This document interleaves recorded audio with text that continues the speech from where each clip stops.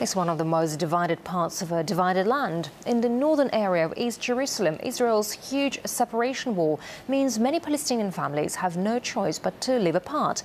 RT's Paula Slier went there to find out what effect it has on everyday life. Israelis cannot live in the West Bank, and most Palestinians cannot live in Israel, which leaves those Israelis and Palestinians who want to share a home out in the cold. My husband is from Hebron. I'm from Jerusalem.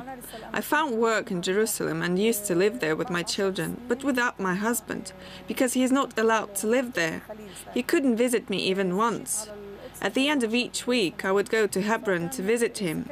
We lived like that for 4 years.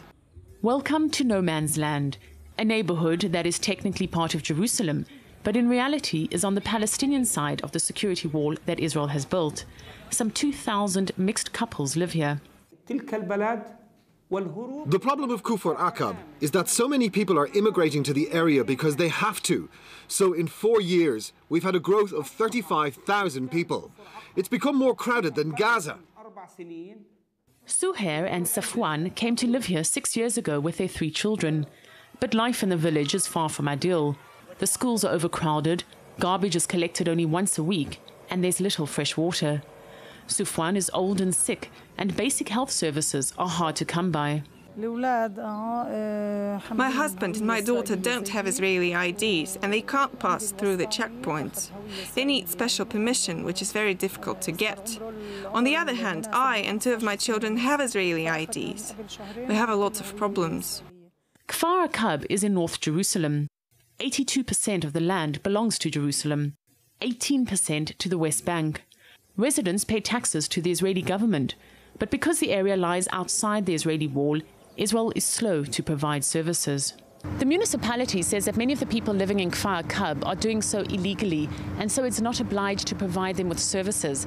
It also says that the security wall makes it more complicated to carry out these services, and the state needs to give it more money. There have been small victories, though. Residents took the municipality to court and won. Garbage collection, at least for now, should be more frequent. This is the main problem from the municipality, that they deal with us as an enemy, as an Arabs in Jerusalem. So we have to change that, because we have our rights. People, they pay the taxes, they pay everything, and they're suffering from that. Phones and internet access are limited because Palestinian companies are not allowed to install lines in a so-called Israeli area. And because the Israeli police won't come here, law enforcement is scarce. There are 4 neighborhoods like this one. The goal is to make them not part of Jerusalem and to make them fall under the jurisdiction of the Palestinian Authority. And living in the middle of it all are couples like Suhair and Safwan. They merely want to be together, but politics and division are making that more and more difficult every day. Paula Slier, RT, Jerusalem.